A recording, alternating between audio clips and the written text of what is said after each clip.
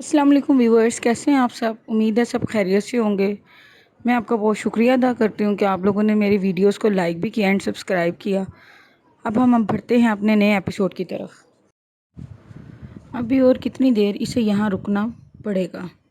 ज़्यादा देर नहीं, जैसे ही होश आता है हम दोबारा चेकअप करेंगे, फिर डिस्चार्ज कर देंगे। ज़्यादा शदीद किस्म की चोटें नहीं हैं, बस घर में कुछ दिन तक मुकम्मल तौर पर रेस्ट करना पड़ेगा।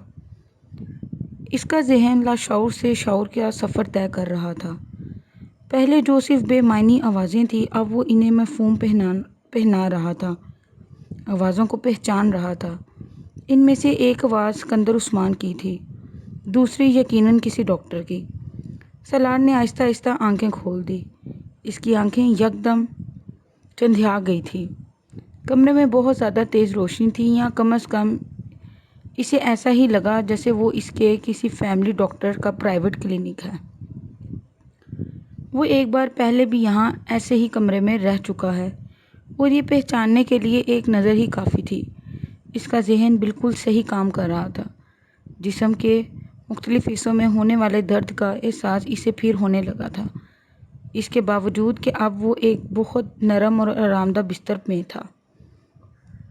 इसके जिस्म पर वो लिबास नहीं था जो इसने सरकारी अस्पताल में पहना था जहां इसे ले जाया गया था। वो एक और लिबास में मलबूस था और यकीनन इसके जिस्म को पानी की मदद से साफ़ भी किया गया था, क्योंकि इसे आधे बाजू वाली टी शर्ट से झांकते अपने बाजू पर कहीं भी मिट्टी या गर्द नज़र नहीं आ रहा था। इसके कलाइयों के गिर्द पट्टियाँ बनी हुई थी और इसके बाजू पर छोटे छोटे बहुत से निशानात थे। बाजू और हाथ सूजे हुए थे। वो अंदाज़ा कर सकता था कि ऐसे ही बहुत से निशानात इसके चेहरे और जिस्म के दूसरे हिस्सों पर भी होंगे। इसे अपनी एक आंख भी सूजी हुई महसूस हो रही थी और इसके जबड़े भी दुख रहे थे, मगर इससे भी ज़्यादा बुरा हाल गले का था। इसके बाजू में एक ड्रिप लगी हुई थी जो अब तकरीबन ख़त्म होने वाली थी। पहली बार इसको होश में डॉक्टर ने देखा था। वो इनका फैमिली डॉक्टर नहीं था, शायद इसके साथ काम करने वाला कोई और फिजिशियन था। इसने सिकंदर को इसकी तरफ मतवज्जा किया। होश आ गया है। सलार ने एक सोफे पर बैठी तैयबा को अपनी तरफ बढ़ते देखा, मगर सिकंदर आगे नहीं आए थे। डॉक्टर अब इसके पास आकर इसकी नब्ज़ चेक कर रहा था। अब तुम कैसा महसूस कर रहे हो? सलार जो अब कुछ भी नहीं कहना चाह रहा था, क्योंकि इसकी हलक से आवाज़ नहीं निकल रही थी। वो सिर्फ मुंह खोलकर रह गया था। डॉक्टर ने एक बार फिर अपना सवाल दोहराया। सलार ने तकिए पर रखा हुआ अपना सर नफ़ी में हिलाया। बोलने की कोशिश करो। डॉक्टर शायद पहले ही इसके गले की प्रॉब्लम के बारे में जानता था। सलार ने एक बार फिर नफ़ी में सर हिला दिया। डॉक्टर ने नर्स के हाथ में पकड़ी हुई ट्रे से एक टार्चनुमा आला उठाया। मुंह खोलें। सलार ने दुखते जबड़ों के साथ अपना मुंह खोल दिया। डॉक्टर कुछ देर इसके हल्का मायना करता रहा, फिर इसने टॉर्च बंद कर दी। गले का तफसीली चेकअप करना पड़ेगा, इसने मुड़कर सिकंदर उस्मान को बताया। फिर इसने एक राइटिंग पैड और पेन सलार की तरफ बढ़ाया। नर्स तब तक इसके बाजू में ड्रिप उतार चुकी थी। उठकर बैठो और बताओ क्या हुआ है गले को। उसे उठकर बैठने में कोई दिक्कत नहीं हुई। नर्स ने तकिया इसके पीछे रख दिया। वो राइटिंग पैड हाथ में लिए सोचता रहा। क्या हुआ था गले को, जिस्म को, दिमाग को? वो कुछ भी लिखने के काबिल नहीं था। सूजी हुई उंगलियों में पकड़े पेन को वो देखता रहा। इसे याद था कि इसके साथ क्या हुआ है। इसे अपनी वो चीखें याद आ रही थी जिन्होंने इसे अब बोलने के काबिल नहीं छोड़ा था। क्या लिखा जाए? ये कि मुझे एक पहाड़ी पर सारी चीज़ें छीन कर बांध दिया गया, या फिर ये कि मुझे कुछ घंटों के लिए ज़िंदा कब्र में उतार दिया गया था ताकि मुझे मेरे सवालों का जवाब मिल सके। What is next to एक्सिटी? वो सफ़ेद साफ कागज़ को देखता रहा। फिर इसने मुख्तसर तहरीर में अपने साथ होने वाला वाक़या तहरीर कर दिया। डॉक्टर ने राइटिंग पैड पकड़कर एक नज़र इन 7-8 जुमलों पर डाली और फिर इसे सिकंदर उस्मान की तरफ बढ़ा दिया। आपको चाहिए कि फ़ौरी तौर पर पुलिस से रब्ता करें ताकि कार बरामद की जा सके। पहले ही काफ़ी देर हो चुकी है। पता नहीं वो गाड़ी कहाँ से कहाँ ले जा चुके होंगे। डॉक्टर ने हमदर्दाना अंदाज में सिकंदर को मशवरा दिया। सिकंदर ने राइटिंग पैड पर एक नज़र डाली। हाँ, मैं पुलिस से कांटेक्ट करता हूँ। پھر کچھ دیر ان دونوں کے درمیان اس کے گلے کے چیک اپ کے سلسلے میں بات ہوتی رہی۔ پھر ڈاکٹر نرس کے ہمراہ باہر نکل گئے۔ اس کے باہر نکلتے ہی اسکندر عثمان نے ہاتھ میں پکڑا ہوا رائٹنگ پیڈ سالار کے سینے پر دے مارا۔ یہ جھوٹ کا پلندہ اپنے پاس رکھو۔ تم کیا سمجھتے ہو کہ اب میں تمہاری کسی بات پر اعتبار کروں گا؟ نہیں، کبھی بھی نہیں۔ اسکندر بے حد مشتعل تھا۔ یہ بھی تمہارا کوئی نیا ایڈونچر ہوگا، خودکشی کی کوئی نئی کوشش؟ وہ کہنا چاہتا تھا فار گاڈ سیک ایسا نہیں ہے، مگر وہ گونگوں کی طرح ان کا چہرہ دیکھتا رہا۔ میں کیا کہوں ڈاکٹر سے کہ اس کو عادت ہے ایسے تماشوں اور ایسی حرکتوں کی؟ یہ پیدا ہی ان کاموں کے لیے ہوا ہے۔ سالار نے اسکندر عثمان کو کبھی اس حد تک مشتعل نہیں دیکھا تھا۔ شاید وہ واقعی اب اس سے تنگ آ چکے تھے۔ طیبہ خاموشی سے پاس کھڑی تھی۔ ہر سال ایک نیا تماشا، ایک نئی مصیبت، آخر تمہیں پیدا کر کر کیا گناہ کر بیٹھے ہیں ہم؟ اسکندر عثمان کو یقین تھا یہ بھی اس کے کسی نئے ایڈونچر کا حصہ ہے۔ وہ لڑکا جو چار بار خود کو مارنے کی کوشش کر سکتا ہے، اس کے ہاتھ پاؤں پر موجود ان زخموں کو کوئی ڈکیتی قرار نہیں دے سکتا، وہ بھی اس صورت میں جب اس واقعے کا کوئی گواہ نہ ہو۔ سالار کو شیر آیا والی کہانی یاد آ گئی۔ بعض کہانیاں واقعی سچی ہوتی ہیں۔ وہ بار بار جھوٹ بول کر اپنا اعتبار گنوا چکا تھا۔ شاید وہ سب کچھ ہی گنوا چکا تھا، اپنی عزت، خود اعتمادی، غرور، فخر، ہر چیز۔ وہ کسی پتال میں پہنچ گیا تھا۔ کوئی نیا ڈرامہ کیے بغیر دن گزر گئے تھے۔ تم نے یہ سوچا ہوگا کہ ماں باپ کو محروم کیوں رکھا جائے، انہیں خوار اور ذلیل کیے بڑا عرصہ ہو گیا ہے، اب نئی تکلیف دینی چاہیے۔ ہو سکتا ہے اسکندر یہ ٹھیک کہہ رہا ہو، اب پولیس کو گاڑی کے بارے میں اطلاع تو دیں۔ اب طیبہ رائٹنگ پیڈ لکھی ہوئی تحریر پڑھنے کے بعد اسکندر سے کہہ رہی تھی، یہ ٹھیک کہہ رہا ہے، کبھی آج تک ٹھیک کہا اس نے؟ مجھے اس کی بکواس کے ایک لفظ پر بھی یقین نہیں۔ تمہارا یہ بیٹا کسی دن مجھے اپنی کسی حرکت کی وجہ سے پھانسی پر چڑھا دے گا اور تم کہہ رہی ہوگی کہ پولیس کو اطلاع دے دو، اپنا مذاق بنواؤ۔ کار کے ساتھ بھی کچھ نہ کچھ کیا ہوگا اس نے، بیچتی ہوگی کسی کو یا کہیں پھینک آیا ہوگا۔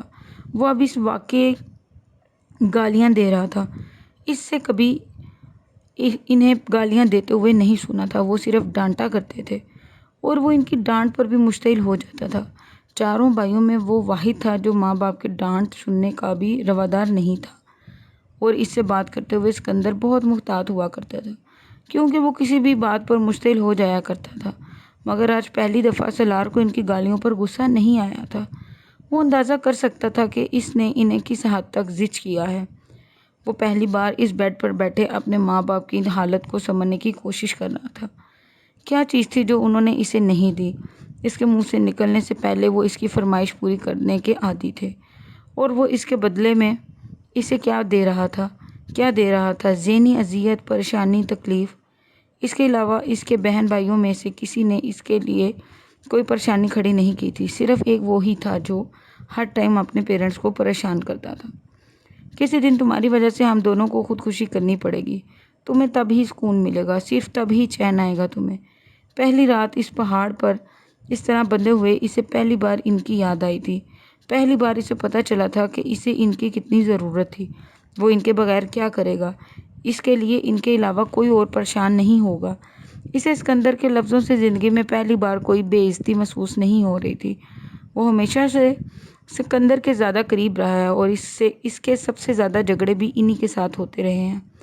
میرا دل چاہ رہا ہے کہ میں دوبارہ کبھی تمہاری شکل نہ دیکھوں، تمہیں دوبارہ وہیں پہ گھما دوں جس جگہ کے بارے میں تم جھوٹ بول رہے ہو۔ اب بس کرو اسکندر، طیبہ نے ان کو ٹوکا۔ میں بس کروں؟ یہ کیوں نہیں بس کرتا؟ کبھی تو ترس کھا لے یہ ہم لوگوں پر، اپنی حرکتیں چھوڑ دے۔ کیا اس پر یہ فرض نہیں ہے کہ اسے زمین پر اتارا گیا ہے، یہ ہماری زندگی عذاب بنا دے؟ اسکندر طیبہ کی بات پر مزید مشتعل ہو گئے۔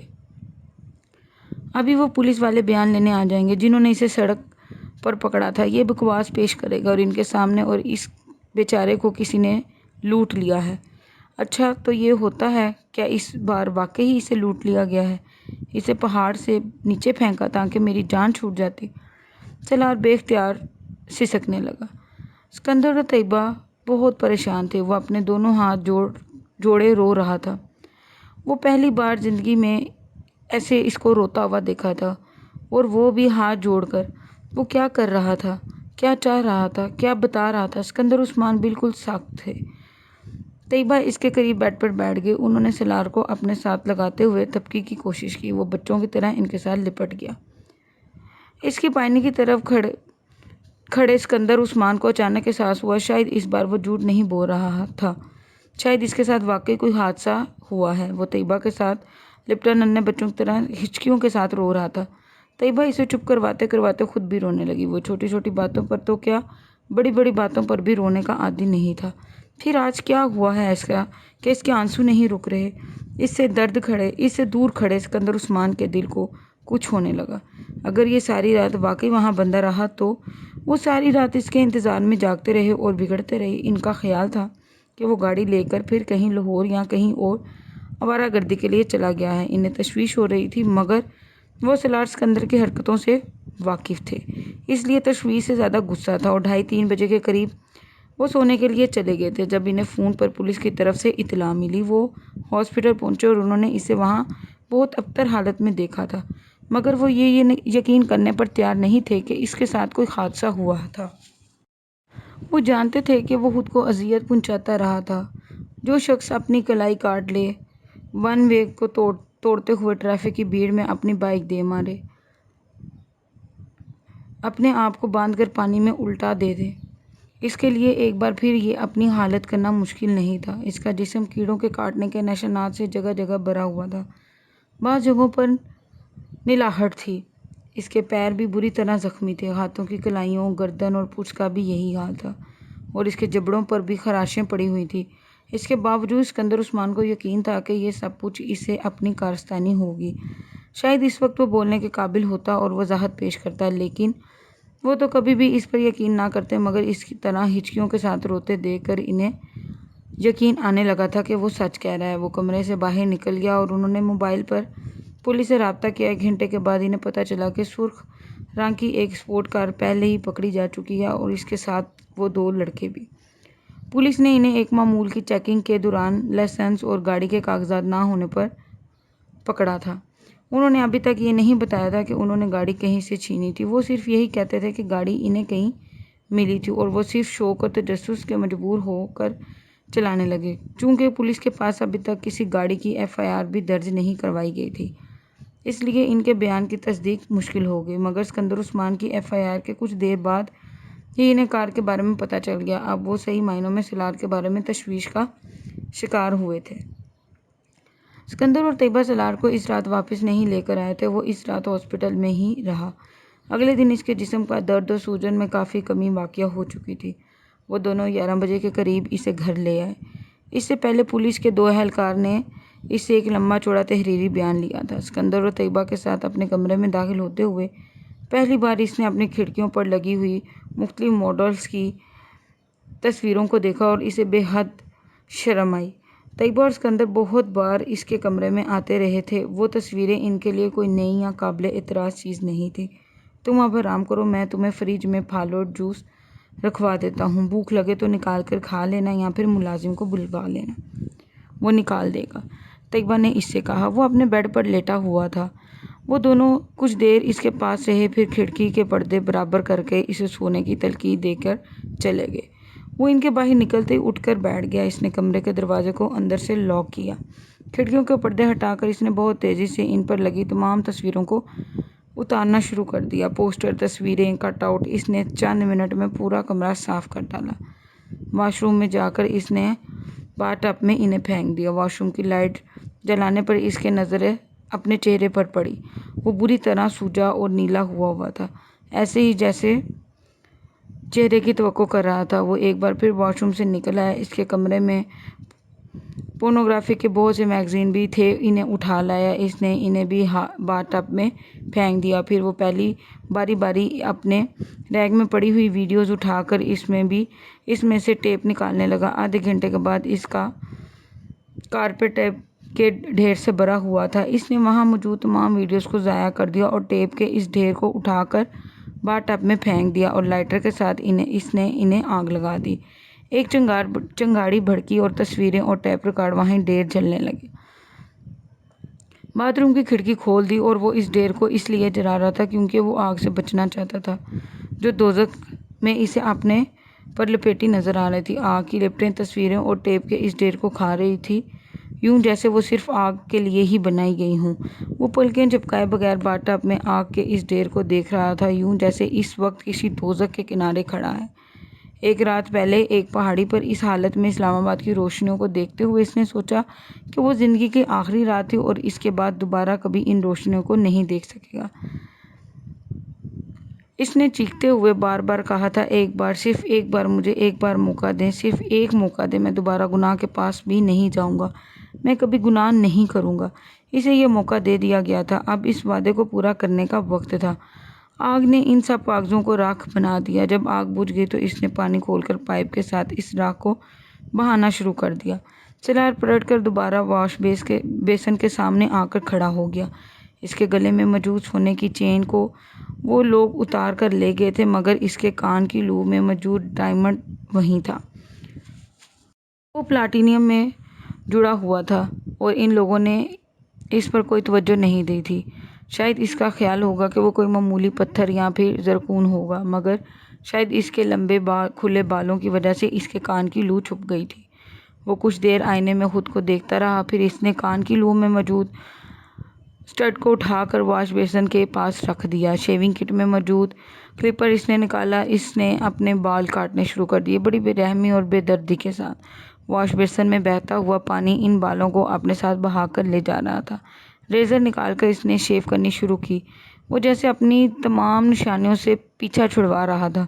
شیو کرنے کے بعد اس نے اپنے کپڑے نکالے، اپنے جسم پر بندھی پٹیاں کھولی اور شاور کے نیچے جا کر کھڑا ہو گیا۔ پورا 1 گھنٹہ اپنے پورے جسم کو ایک ایک حصے کو کلمہ پڑھ کر صاف کرتا رہا، یوں جیسے وہ اب پہلی بار اسلام سے متعارف ہوا تھا، پہلی بار مسلمان ہوا تھا۔ واش روم سے باہر آ کر اس نے فریج میں رکھے سیب کے چند ٹکڑے کھائے اور پھر سونے کے لیے لیٹ گیا۔ دوبارہ اس کی آنکھ الارم سے کھلی، جسے اس نے سونے سے پہلے 2 بجے کا لگایا تھا۔ مائی گاڈ سالار، یہ اپنے بالوں کو کیا کیا تم نے؟ طیبہ نے اسے دیکھتے ہی کچھ دیر کے لیے بھول گئی، وہ بولنے کے قابل ہی نہ رہی۔ سالار نے اپنی جیب سے ایک کاغذ نکال کر ان کے سامنے رکھ دیا۔ میں مارکیٹ جانا چاہتا ہوں، اس پر لکھا تھا۔ کس لیے؟ طیبہ نے حیرانی سے پوچھا۔ میں ابھی ٹھیک نہیں، تم ابھی ٹھیک نہیں ہو، کچھ گھنٹے ہوئے ہیں تمہیں ہاسپٹل سے آئے اور تم ایک بار پھر آوارہ گردی کرنے کے لیے نکلنا چاہتے ہو؟ طیبہ نے قدرے نرم آواز میں جھڑکا۔ ممی، میں کچھ کتابیں خریدنا چاہتا ہوں، سالار نے ایک بار پھر کاغذ پر لکھا۔ میں آوارہ گردی نہیں کرنے جا رہا۔ طیبہ کچھ دیر اسے دیکھتی رہی۔ تم ڈرائیور کے ساتھ چلے جاؤ، سالار نے سر ہلا دیا۔ وہ جس وقت مارکیٹ کی پارکنگ میں گاڑی سے اترا، شام ہو چکی تھی۔ مارکیٹ کی روشنی وہاں جیسے رنگ و نور کا ایک سیلاب لے آئی۔ وہ جگہ جگہ پھرتے لڑکے لڑکیوں کو دیکھ سکتا تھا، مغربی ملبوسات میں ملبوس، بے فکری اور لاپرواہی سے کہکہ لگاتے ہوئے۔ اسے زندگی میں پہلی بار اس جگہ سے وحشت ہو رہی تھی، وہی وحشت جو وہ 48 گھنٹے پہلے مارگلا کی اس پہاڑی پر محسوس کر رہا تھا۔ وہ انہی لڑکوں میں سے ایک تھا، لڑکیوں سے چھیڑ چھاڑ کرنے والا، بلند و بانگ ہانکنے والا، کہکے لگانے والا، فضول اور بےہودہ باتیں کرنے والا۔ اپنا سر نیچے کیے وہ کسی بھی چیز پر دھیان دیے بغیر سامنے نظر آنے والی بک شاپ پر چلا آیا۔ اپنی جیب سے کاغذ نکال کر اس نے دکاندار کو اپنی مطلوبہ کتابوں کے بارے میں بتایا۔ وہ قرآن پاک کا ایک ترجمہ اور نماز کے بارے میں کچھ دوسری کتابیں خریدنا چاہتا تھا۔ دکاندار نے اسے حیرانی سے دیکھا، وہ سالار کو اس طرح جانتا تھا۔ وہ وہاں سے پورنوگرافی کے غیر ملکی میگزین، اسٹڈی شیڈول اور دوسری انگلش ناول لکھنے والوں کے ہر ناول کو خریدنے کا عادی تھا۔ سالار اس کی نظروں کے استجاب کو سمجھتا تھا، وہ ان سے نظریں ملانے کی بجائے صرف کاؤنٹر کو دیکھ رہا تھا۔ وہ آدمی کسی سیل مین کو ہدایت دیتا۔ پھر اس نے سالار سے کہا، آپ بڑے دن بعد آئے، کہیں گئے ہوئے تھے؟ اسٹڈی کے لیے باہر، اس نے سر ہلاتے ہوئے سامنے پڑے ہوئے کاغذ پر لکھا۔ اور یہ گلے کو کیا ہوا؟ بس ٹھیک نہیں ہے، اس نے لکھا۔ سیل مین قرآن پاک کا ترجمہ، دوسری مطلوبہ کتابیں لے آیا۔ ہاں، یہ اسلامی کتابوں کا ایک آج کل بڑا ٹرینڈ چلا ہوا ہے، لوگ بہت پڑھنے لگے ہیں، بڑی اچھی باتیں ہیں، خاص طور پر باہر جا کر تو ضرور پڑھنا چاہیے، دکاندار نے بڑے کاروباری انداز میں مسکراتے ہوئے کہا۔ سالار نے کچھ نہیں کہا، وہ اپنے سامنے پڑی کتابوں پر ایک نظر دوڑانے لگا۔ چند لمحوں کے بعد اس نے دائیں ہاتھ قرآن پاک کے ترجمے کے ساتھ کاؤنٹر پر خالی جگہ پر شاپ کیپر نے اس کے سامنے پورنوگرافی کے کچھ نئے میگزین رکھ دیے۔ کتابوں کو دیکھتے دیکھتے یہ چونک کر سر اٹھایا۔ یہ نئے آئے ہیں، میں نے سوچا آپ کو دکھا دوں، ہو سکتا ہے آپ خریدنا پسند کریں۔ سالار نے ایک نظر قرآن پاک کے ترجمے کو دیکھی، دوسری نظر چند انچ دور پڑے ان میگزین کو دیکھا۔ غصے کی ایک لہر سی اس کے اندر اٹھی۔ کیوں وہ نہیں جانتا تھا اپنے دائیں ہاتھ میں اس کے میگزین کو اٹھا کر وہ جتنی دور اس شاپ کے اندر پھینک سکتا تھا اس نے پھینک دیا۔ چند لمحوں کے لیے پوری شاپ میں خاموشی چھا گئی۔ سیل مین ہکا بکا رہ گیا۔ بل سالار نے کاغذ پر گھسیٹا اور سرخ چہرے کے ساتھ اس سیل مین کی آنکھوں کے سامنے اس کو کاغذ کر دیا۔ سیل مین نے کچھ بھی کہے بغیر اپنے سامنے پڑے کمپیوٹر پر ان کتابوں کا بل بنانا شروع کر دیا جو اس کے سامنے رکھی تھی۔ چند منٹوں میں سالار نے بل ادا کیا اور کتابیں اٹھا کر دروازے کی طرف بڑھا۔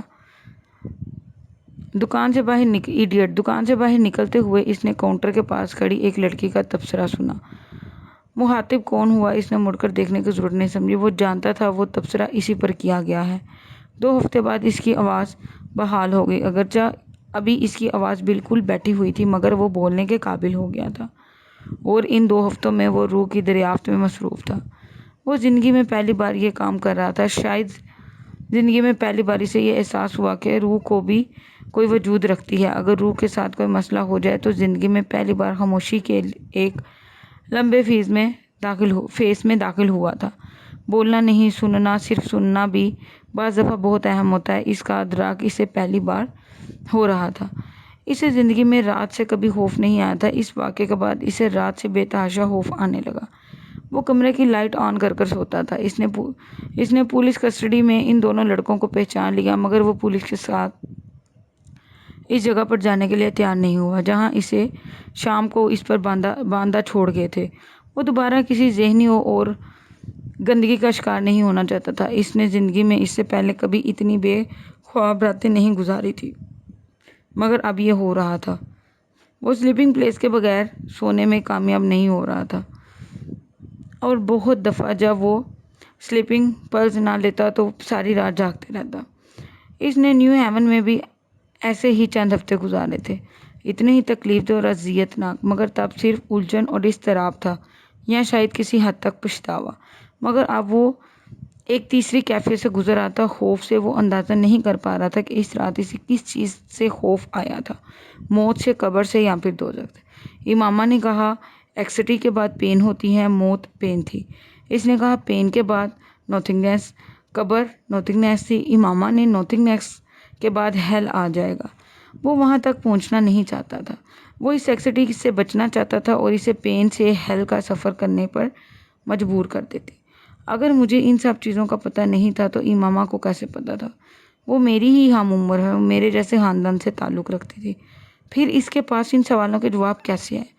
وہ حیران ہوتے ہوئے سوچنے لگا، آسائشیں تو اس کے پاس بھی ویسی ہی تھی جیسی میرے پاس تھی، پھر اس میں اور مجھ میں کیا فرق تھا؟ جس مکتبہ فکر سے تھی وہ کون تھی اور کیوں اس مکتبہ فکر سے منسلک رہنا نہیں چاہتی تھی؟ اس نے پہلی بار اس بارے میں تفصیلی طور پر پڑھا، اس کی الجھنوں میں اضافہ ہوا، ختم نبوت پر اختلاف کیا۔ اتنا اہم ایشو ہے کہ ایک لڑکی اس طرح اپنا گھر چھوڑ کر چلی جائے۔ میں نے اسجد سے اس لیے شادی نہیں کی کیونکہ وہ ختم نبوت پر یقین نہیں رکھتا۔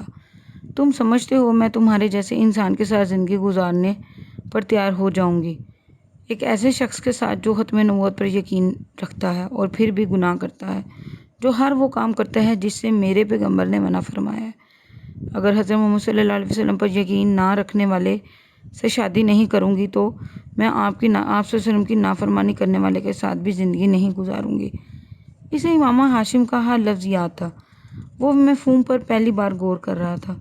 تم یہ بات نہیں سمجھو گے۔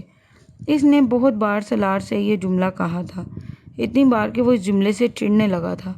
آخر وہ یہ بات کہہ کر اس پر کیا جتانا چاہتی تھی کہ وہ کوئی بہت بڑی اسکالر پارسا تھی اور یہ اس سے بہت کمتر تھا۔ اب وہ سوچ رہا تھا وہ بالکل ٹھیک کہتی تھی۔ وہ واقعی تب کچھ بھی سمجھنے کے قابل نہیں تھا۔ کیچڑ میں رہنے والا کیڑا یہ کیسے جان سکتا تھا کہ وہ کس گندگی میں رہتا ہے؟ اسے اپنے بجائے دوسرے گندگی میں لپٹے اور گندگی میں رہتے ہوئے نظر آتے تھے۔ وہ بھی تب گندگی میں ہی تھا۔ مجھے تمہاری نظروں سے، تمہارے کھلے گریبان سے گھن آتی ہے۔ اسے پہلی بار ان دونوں چیزوں سے گھن آئی۔ آئینے کے سامنے رکھے ہوئے یہ جملے کسی بز ورڈ کی طرح کئی ماہ تک اس کے کانوں میں گونجتا رہا۔ وہ ہر بار اسے ذہن سے جھٹکاتا، کچھ مشتعل ہوتا، اپنے کام میں مصروف ہو جاتا، مگر اب پہلی بار اس نے محسوس کیا کہ اسے خود بھی اپنے آپ سے گھن آنے لگی تھی۔ وہ اپنا گریبان بند رکھنے لگا تھا، اپنی آنکھوں کو جھکانے لگا تھا۔ وہ آئینے میں خود کو اپنی آنکھوں میں دیکھ نہیں سکتا تھا۔ اس نے کبھی کسی سے یہ نہیں سنا تھا کہ کسی کو اس کی آنکھوں، اس کی نظروں سے گھن آتی ہے، خاص طور پر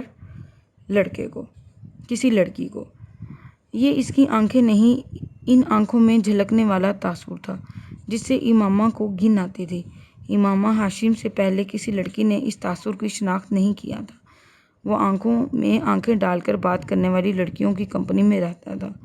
وہ ایسی ہی لڑکیوں کو پسند کرتا تھا۔ امامہ ہاشم نے کبھی اس طرح کی آنکھوں میں آنکھیں ڈال کر بات نہیں کی تھی۔ وہ اس کے چہرے کو دیکھتی اور اسے اپنی طرف دیکھنے پر نظریں ہٹا لیتی یا پھر کسی اور چیز کو دیکھنے لگتی تھی۔ سالار کو ہوش فہمی تھی کہ وہ اسے نظریں اس لیے چراتی ہے کیونکہ اس کی آنکھیں بہت پرکشش ہیں۔ اسے پہلی بار اس کے منہ سے فون پر یہ سن کر شوق لگا تھا کہ اسے اس کی آنکھوں سے گھن آتی ہے۔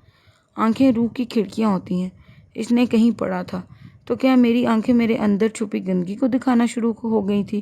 اسے تعجب نہیں ہوا تھا۔ ایسا ہی تھا، مگر اسے گندگی کو دیکھنے کے لیے سامنے والے کا پاک ہونا ضروری تھا، اور امامہ ہاشم پاک تھی۔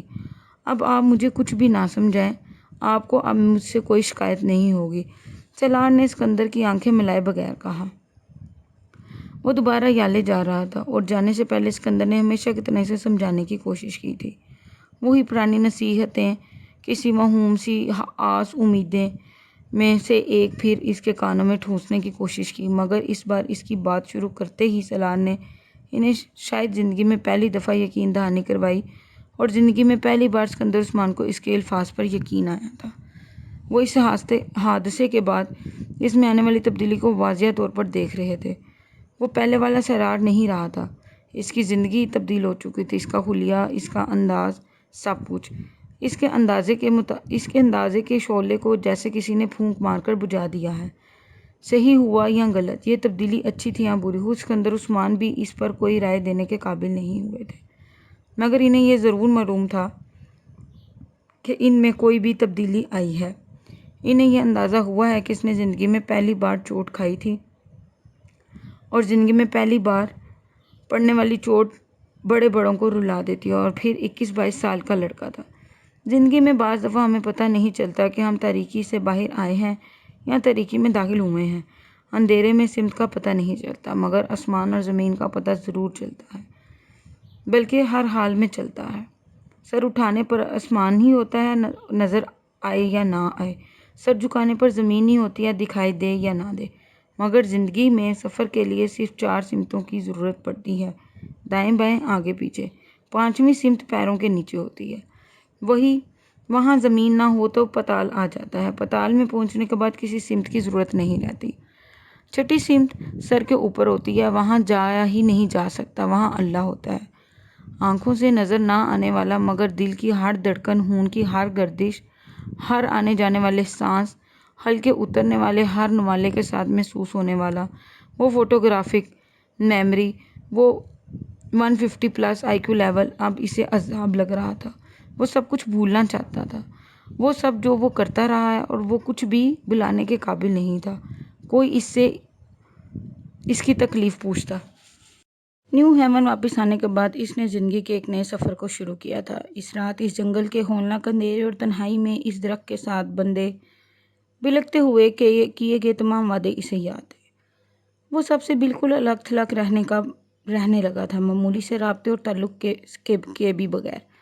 مجھے تم سے نہیں ملنا، وہ صاف گو تو ہمیشہ ہی سے تھا، مگر اس حد تک ہو جائے گا اس کے ساتھیوں میں سے کسی نے بھی اس کی توقع نہیں کی تھی۔ چند ہفتے بعد اس کے بارے میں اس کا گروپ چاہ گوئیاں کرتا رہا، پھر یہ چاہ گوئیاں اعتراضات، تبصروں میں تبدیل ہو گئی، اور اس کے بعد طنزیہ جملوں، ناپسندیدگی میں۔ پھر سب اپنی اپنی زندگی میں مصروف ہو گئے۔ سالار اسکندر کسی کی زندگی کا مرکز اور محور نہیں تھا، نہ دوسرا کوئی اس کی زندگی کا۔ اس نے نیو ہیون میں پہنچنے کے بعد جو کام کیے تھے ان میں جلال النصر سے ملاقات کی کوشش بھی تھی۔ وہ پاکستان سے واپس آتے ہوئے اس کے گھر سے امریکہ میں اس کا ایڈریس لے آیا تھا۔ یہ اتفاقی تھا کہ اس کا کزن بھی اسی ہاسپٹل میں کام کرتا تھا جہاں جلال کام کر رہا تھا۔ باقی کا کام بہت آسان ثابت ہوا، ضرورت سے زیادہ آسان۔ وہ اس سے ایک بار مل کر اس سے معذرت کرنا چاہتا تھا، اسے ان تمام جھوٹوں کے بارے میں بتا دینا چاہتا تھا جو اس نے امامہ کے بارے میں اور امامہ سے اس کے بارے میں بولتا رہا تھا۔ وہ ان دونوں کے تعلق میں اپنے رول کے لیے شرمندہ تھا۔ وہ اس کی تلافی کرنا چاہتا تھا۔ وہ جلال النصر تک پہنچ چکا تھا، وہ امامہ ہاشم تک پہنچنا چاہتا تھا۔ وہ جلال النصر کے ساتھ ہاسپٹل کے کیفیٹیریا میں بیٹھا ہوا تھا۔ جلال النصر کے چہرے پر بے حد سنجیدگی تھی اور اس کے ماتھے پر پڑے ہوئے بال اس کی ناراضگی کو ظاہر کر رہے تھے۔ سالار کچھ دیر پہلے ہی وہاں پہنچا تھا اور جلال النصر اسے اپنے سامنے دیکھ کر ہکا بکا رہ گیا تھا۔ اس نے جلال سے چند منٹ مانگے تھے۔ وہ 2 گھنٹے انتظار کروانے کے بعد بالآخر کیفیٹیریا میں آ گیا تھا۔ سب سے پہلے تو میں جاننا چاہوں گا کہ تم نے مجھے ڈھونڈا کیسے؟ اس نے آپ جناب کے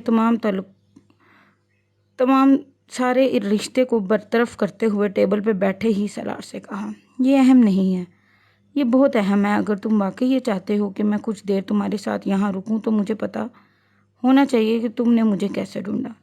میں نے اپنے کزن سے مدد لی، وہ بھی ایک ڈاکٹر ہے اور اس شہر میں بہت عرصے سے کام کر رہا ہے۔ میں یہ نہیں جانتا اس نے آپ کو کیسے ڈھونڈا ہے، میں نے صرف اس کو آپ کا نام اور کچھ دوسری معلومات دی تھی، سالار نے کہا۔ لنچ؟ جلال نے بڑے رسمی انداز میں کہا۔ وہ ٹیبل پر آتے ہوئے اپنے لنچ ٹرے ساتھ لے کر آیا تھا۔ نہیں، میں نہیں کھاؤں گا، سالار نے شکریہ کے ساتھ معذرت کر لی۔ جلال نے کندھے اچکائے اور کھانا شروع کر دیا۔ کس معاملے میں بات کرنا چاہتے ہو تم مجھ سے؟ میں آپ کو چند حقائق سے آگاہ کرنا چاہتا ہوں۔ جلال نے اپنی بھویں اچکائی۔ حقائق؟ کیسے حقائق؟ میں آپ کو یہ بتانا چاہتا تھا کہ میں نے آپ سے جھوٹ بولا تھا، میں امامہ کا دوست نہیں تھا۔ وہ میرے دوست کی بہن ہے، وہ صرف میرے نیبرز ہیں۔ جلال نے کھانا جاری رکھا۔ میری اس سے معمولی جان پہچان تھی، وہ بھی صرف اس لیے کیونکہ اس بار اس نے مجھے فرسٹ ایڈ دے کر میری جان بچائی تھی۔ وہ مجھے پسند نہیں کرتی تھی، خود میں بھی اسے پسند نہیں کرتا تھا، اور یہی وجہ تھی کہ میں نے آپ پر یوں ظاہر کیا جیسے وہ میری بہت گہری دوست تھی۔ میں آپ دونوں کے درمیان غلط فہمیاں پیدا کرنا چاہتا تھا۔ جلال سنجیدگی سے اس کی بات سنتے ہوئے کھانا کھاتا رہا۔ اس کے بعد جب امامہ گھر سے نکل کر آپ کے پاس آنا چاہتی تھی تو میں نے اس سے جھوٹ بولا آپ کی شادی کے بارے میں۔ اس بار جلال کھانا کھاتے کھاتے رک گیا۔ میں نے اس سے کہا تھا کہ آپ شادی کر چکے ہو، وہ آپ کے پاس اسی لیے نہیں آئی تھی۔ مجھے بعد میں احساس ہوا کہ میں نے بہت نامناسب حرکت کی ہے، مگر اس وقت تک دیر ہو چکی تھی۔ امامہ سے میرا کوئی رابطہ نہیں تھا، مگر یہ اتفاق ہے کہ آپ سے میرا رابطہ ہو گیا۔ میں آپ سے ایکسکیوز کرنا چاہتا ہوں۔ میں تمہاری معذرت قبول کرتا ہوں، مگر میں نہیں سمجھتا کہ تمہاری وجہ سے میرے اور امامہ کے درمیان کوئی غلط فہمی پیدا ہوئی ہے۔ میں پہلے ہی اس سے شادی نہ کرنے کا فیصلہ کر چکا تھا، جلال نے بڑی صاف گوئی سے کہا۔ وہ آپ سے بہت محبت کرتی تھی، سالار نے دھیمی آواز میں کہا۔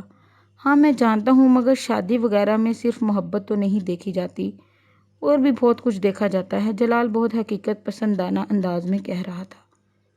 جلال، کیا یہ ممکن نہیں کہ آپ اس سے شادی کر لیں؟ پہلی بات یہ کہ میرا اس کے ساتھ کوئی رابطہ نہیں، دوسری بات یہ کہ میرا اس کے ساتھ رابطہ ہوتا بھی تب بھی میں اس کے ساتھ شادی نہیں کر سکتا۔ اس کو آپ کے سہارے کی ضرورت ہے، سالار نے کہا۔ میں نہیں سمجھتا اسے میرے سہارے کی ضرورت ہے۔ اب تو بہت عرصہ گزر چکا ہے، اب تک وہ کوئی نہ کوئی سہارا تلاش کر چکی ہوگی، سالار نے اطمینان سے کہا۔ ہو سکتا ہے اس نے ایسا نہ کیا ہو، وہ ابھی بھی آپ کا انتظار کر رہی ہو۔ میں اس طرح کے امکانات پر غور کرنے کا عادی نہیں ہوں۔ میں نے تمہیں بتایا ہے کہ میرے لیے اپنے کیریئر کے اس سٹیج پر شادی کرنا ممکن ہی نہیں، وہ بھی اس سے کیوں۔ اس کیوں کا جواب تو میں تمہیں کیوں دوں؟ تمہارا اس سارے معاملے سے کوئی تعلق نہیں ہے۔ میں اس سے کیوں شادی نہیں کرنا چاہتا، میں تو ابھی اسے بتا چکا تھا، اور اتنے عرصے بعد تم دوبارہ آ کر پھر وہی پنڈورا باکس کھولنے کی کوشش کر رہے ہو، جلال نے قدرے ناراضگی سے کہا۔ میں صرف اس نقصان کی تلافی کرنے کی کوشش کر رہا ہوں جو میری وجہ سے آپ دونوں کا ہوا ہے، سالار نے نرمی سے کہا۔ میرا کوئی نقصان نہیں ہوا اور امامہ کا بھی نہیں ہوگا۔ تم ضرورت سے زیادہ حساس ہو رہے ہو، جلال نے سلاد کے چند ٹکڑے منہ میں ڈالتے ہوئے اطمینان سے کہا۔ سالار اسے دیکھتا رہا، وہ نہیں سمجھ رہا تھا کہ وہ اسے اپنی بات کیسے سمجھائے۔ میں اس کو ڈھونڈنے میں آپ کی مدد کر سکتا ہوں، اس نے کچھ دیر بعد کہا، مگر میں اسے ڈھونڈنا نہیں چاہتا۔ شادی مجھے اس سے نہیں کرنی تو پھر ڈھونڈنے کا فائدہ۔ سالار نے گہرا سانس لیا۔ آپ جانتے ہیں اس نے کس لیے گھر چھوڑا تھا؟ میرے لیے بہرحال نہیں چھوڑا تھا، جلال نے بات کاٹ دی۔ آپ کے لیے نہیں چھوڑا تھا، مگر جن وجوہات کی بنا پر چھوڑا تھا، ایک مسلمان کے طور پر آپ کو اس کی مدد نہیں کرنی چاہیے، جبکہ آپ یہ بھی جانتے ہیں کہ لڑکی آپ سے بہت محبت کرتی ہے، آپ سے بہت انسپائرڈ ہے۔ میں دنیا میں کوئی واحد مسلمان نہیں ہوں اور نہ ہی مجھ پر فرض کر دیا گیا ہے۔ میں اس کی مدد ضرور کروں گا۔ میری ایک ہی زندگی اور میں اسے کسی دوسرے کی وجہ سے تو خراب نہیں کر سکتا۔ اور پھر تم بھی مسلمان ہو، تم کیوں نہیں شادی کر لیتے اس سے؟ میں نے تو تب بھی تم سے کہا تھا کہ تم اس سے شادی کر لو، تم ویسے بھی اس کے لیے نرم گوشہ رکھتے ہو، جلال النصر نے قدرے چپتے ہوئے انداز میں کہا۔ سالار اسے خاموشی سے دیکھتا رہا اور وہ اسے بتا نہیں سکتا تھا کہ وہ اس سے شادی کر چکا ہے۔ شادی وہ مجھے پسند نہیں کرتی، اس نے کہا۔ میں اس سلسلے میں اسے سمجھا سکتا ہوں۔ تم میرا اسے رابطہ کرو اور میں تمہیں اور اسے تمہیں شادی کرنے کے لیے تیار کر لوں گا۔ اچھے آدمی ہو تم، اور خاندان وغیرہ بھی ٹھیک ہی ہوگا تمہارا۔ کار تو 1.5 سال پہلے بھی بڑی شاندار رکھی ہوئی تھی تم نے، اس کا مطلب ہے روپیہ وغیرہ ہوگا تمہارے پاس۔ ویسے یہاں کس لیے ہو؟ MBA کر رہا ہوں۔ پھر تو کوئی مسئلہ ہی نہیں، جاب تمہیں مل جائے گی، روپے پیسہ بھی تمہارے پاس ہے، لڑکیوں کو اور کیا چاہیے؟ ماما تو ویسے بھی تمہیں جانتی ہے۔ جلال نے چٹکی بجاتے مسئلہ حل کیا تھا۔ سارا مسئلہ تو اسی جاننے سے ہی پیدا ہوتا ہے، وہ مجھے ضرورت سے زیادہ جانتی ہے۔ سالار نے جلال کو دیکھتے ہوئے سوچا، وہ آپ سے محبت کرتی ہے؟ سالار نے جیسے اسے یاد دلایا۔ اب اس میں میرا تو کوئی قصور نہیں، لڑکیاں کچھ جذباتی ہوتی ہیں اس معاملے میں، جلال نے قدرے بیزاری سے کہا۔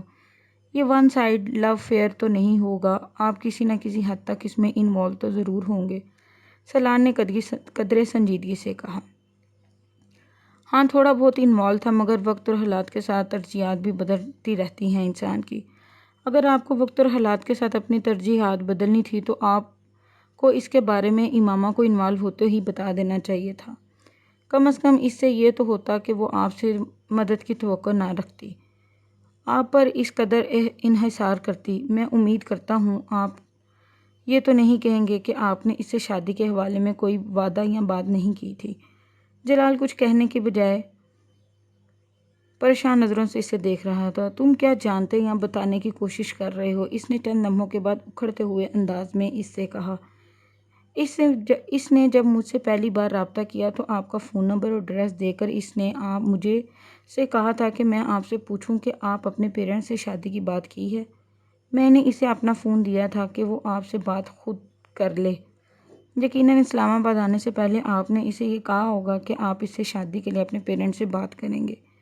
آپ نے یقیناً پہلے محبت وغیرہ کے اظہار کے بعد اسے پرپوز کیا ہوگا۔ جلال نے کچھ برہمی سے اس کی بات کاٹ دی۔ میں نے اسے پرپوز نہیں کیا تھا، اس نے مجھے پرپوز کیا تھا۔ مان لیتا ہوں اس نے پرپوز کیا تھا، آپ نے کیا کیا تھا؟ آپ نے انکار کر دیا، وہ چیلنج کرنے والے انداز میں پوچھ رہا تھا۔ انکار نہیں کیا ہوگا، سالار عجیب سے انداز میں مسکرایا۔ اس نے مجھے بتایا تھا کہ آپ نعت بہت اچھی پڑھتے ہیں اور آپ کو حضرت محمد صلی اللہ علیہ وسلم سے بھی بہت محبت ہے۔ آپ کو بھی بتایا ہوگا اس نے کہ وہ آپ سے محبت کیوں کرتی ہے، مگر آپ سے مل کر اور آپ کو جان کر مجھے بہت مایوسی ہوئی۔ آپ نعت بہت ہی اچھے پڑھتے ہو، مگر جہاں تک حضرت محمد صلی اللہ علیہ وسلم سے محبت کا تعلق ہے، میں نہیں سمجھتا وہ آپ کو ہے۔ میں خود کوئی بہت اچھا آدمی نہیں ہوں اور محبت کے بارے میں زیادہ بات نہیں کر سکتا، خاص طور پر اللہ اور محمد صلی اللہ علیہ وسلم سے محبت کے بارے میں، مگر اتنا ضرور جانتا ہوں کہ جو شخص اللہ اور اس کے پیغمبر سے محبت کا دعویٰ کرتا ہے یا لوگوں کو یہ امپریشن دیتا پھرتا ہے تو وہ مدد کے لیے پھیلے ہوئے ہاتھ کو نہیں جھٹک سکتا، نہ ہی کسی کو دھوکہ اور فریب دے گا۔ سالار اٹھ کر کھڑا ہو گیا۔ اور میں آپ سے ریکویسٹ کر رہا ہوں کہ اس کی مدد کے لیے، ہو سکتا ہے اس نے بھی 1.5 سال پہلے کی ہو، پھر بھی آپ انکار پر مصر ہیں۔ میں یا کوئی آپ کو مجبور تو نہیں کر سکتا، مگر آپ سے مل کر اور آپ سے بات کر مجھے بہت مایوسی ہوئی ہے۔ اس نے الوداعی مصافحے کے لیے جلال کی طرف ہاتھ بڑھایا۔ جلال نے اپنا ہاتھ نہیں بڑھایا، وہ تنفر بھرے انداز میں ماتھے پر بر لیے اسے دیکھتا رہا۔ خدا حافظ۔ سالار نے اپنا ہاتھ پیچھے کر لیا۔ جلال اسی انداز میں جاتا دیکھتا رہا اور پھر اس نے خود کلامی کی۔ It's really an idiot world out there. وہ دوبارہ لنچ ٹرے کی طرف متوجہ ہوا، اس کا موڈ بے حد آف ہو رہا تھا۔ جیلان النصر سے ملاقات کے بعد وہ اپنے احساسات کو کوئی نام دینے میں ناکام ہو رہا تھا۔ کیا اسے پچھتاوے سے آزاد ہو جانا چاہیے؟ کیوں جلال نے یہ کہا تھا کہ سالار بیچ میں نہ آتا تو بھی وہ امامہ سے شادی نہیں کرتا، اور جیلان النصر سے بات کرنے کے بعد اسے یہ اندازہ ہو گیا تھا کہ امامہ کے لیے اس کے احساسات میں کوئی گہرائی نہیں تھی، مگر یہ شاید اس کے لیے بہت سے نئے سوال پیدا کر رہا تھا۔ وہ جلال سے آج ملا تھا۔ 1.5 سال پہلے اس نے جلال کے ساتھ اس طرح بات کی ہوتی تو شاید اس پر ہونے والے اثر مختلف ہوتا۔ تب امامہ کے لیے اس کے احساسات کا پیمانہ مختلف ہوتا، اور شاید 1.5 سال پہلے وہ امامہ کے بارے میں اس بے حسی کا مظاہرہ نہ کرتا جس کا مظاہرہ اس نے آج کیا تھا۔ وہ ایک ذہنی لے میں اپنی کندھوں سے بوجھ ہٹاتا ہوا محسوس کرتا اور اگلی ذہنی رو سے اسے پھر الجھن کا شکار کر دیتی۔ MBA کا دوسرا سال بہت پرسکون گزر رہا تھا۔ پڑھائی کے علاوہ اس کی زندگی میں اور کوئی سرگرمی نہیں رہی تھی۔ وہ گیمز یا پھر صرف ڈسکشنز میں ہی اپنی کلاس فیلو کے ساتھ گفتگو کرتا یا پھر گروپ پروجیکٹ کے سلسلے میں ان کے ساتھ وقت گزارتا۔ باقی کا سارا وقت وہ لائبریری میں گزارتا تھا۔ ویکینڈ پر اس کی واحد سرگرمی اسلامک سینٹر جانا تھا، جہاں وہ 1 عرب سے قرآن پاک کی تلاوت سیکھتا پھرتا تھا۔ پھر وہ قرآن پاک کے ان اسباب کو دہرایا اور پھر اسی عربی سے اس نے عربی زبان سیکھنا شروع کر دی۔ خالد عبدالرحمان نامی وہ عرب بنیادی طور پر ایک میڈیکل ٹیکنیشین تھا۔ وہ ایک ہاسپٹل سے وابستہ تھا۔ وہ ویکینڈ پر وہاں آ کر عربی زبان اور قرآن پاک کی کلاس لیا کرتا تھا۔ وہ اس کام کا کوئی معاوضہ نہیں لیا کرتا تھا، بلکہ اسلامک سینٹر کی لائبریری میں موجود کتابوں کی ایک بڑی تعداد بھی اسی کے دوستوں اور رشتہ داروں کی طرف ہی سے عطیہ کی گئی تھی۔ قرآن پاک کی انہی کلاسوں کے دوران ایک دن اس نے سالار سے کہا، تم قرآن پاک حفظ کیوں نہیں کر لیتے؟ سالار نے اس تجویز نما سوال پر کچھ دیر حیرانی سے اس کا منہ دیکھنے لگا۔ میں کیسے کر سکتا ہوں؟ تم کیوں نہیں کر سکتے؟ خالد نے جواباً اس سے پوچھا۔ یہ بہت مشکل اور پھر میرے جیسا آدمی نہیں کر سکتا، سالار نے چند لمحوں کے بعد کہا۔ تمہارا ذہن بہت اچھا ہے، بلکہ میں اگر یہ کہوں کہ میں نے اپنی آج تک کی زندگی میں تم سے زیادہ ذہین آدمی نہیں دیکھا۔ جتنی تیز رفتاری سے تم نے اتنے مختصر عرصہ میں اتنی چھوٹی بڑی صورتیں یاد کی ہیں، کوئی اور نہیں کر سکا۔ جتنی تیز رفتاری سے تم عربی سیکھ رہے ہو، میں اس پر حیران ہوں، اور جب ذہن اس قدر زرخیز ہو اور دنیا کی ہر چیز سیکھ لینے اور یاد رکھنے کی خواہش ہو تو قرآن پاک کیوں نہیں؟ تمہارے ذہن میں اللہ کا بھی حق ہے۔ خالد نے کہا، آپ میری بات نہیں سمجھے، مجھے سیکھنے پر کوئی اعتراض نہیں، مگر یہ بہت مشکل ہے، میں اس عمر میں یہ نہیں سیکھ سکتا، سالار نے وضاحت کی۔ جبکہ میرا خیال ہے کہ تمہیں قرآن پاک حفظ کرنے میں بہت آسانی ہوگی، تم ایک بار اسے حفظ کرنا شروع کرو۔ میں کسی اور کے بارے میں تو دعویٰ نہیں کرتا، مگر تمہارے بارے میں دعوے سے یہ کہہ سکتا ہوں کہ تم نہ صرف بہت آسانی سے اسے حفظ کر لو گے بلکہ بہت کم عرصے میں۔ سالار نے اس دن اس موضوع کے بارے میں مزید کوئی بات نہیں کی۔ اوکے گائز، اب آپ سے ملاقات ہوگی انشاءاللہ تعالی نئے ایپیسوڈ کے ساتھ۔ اپنا بہت خیال رکھیے گا۔ اللہ حافظ۔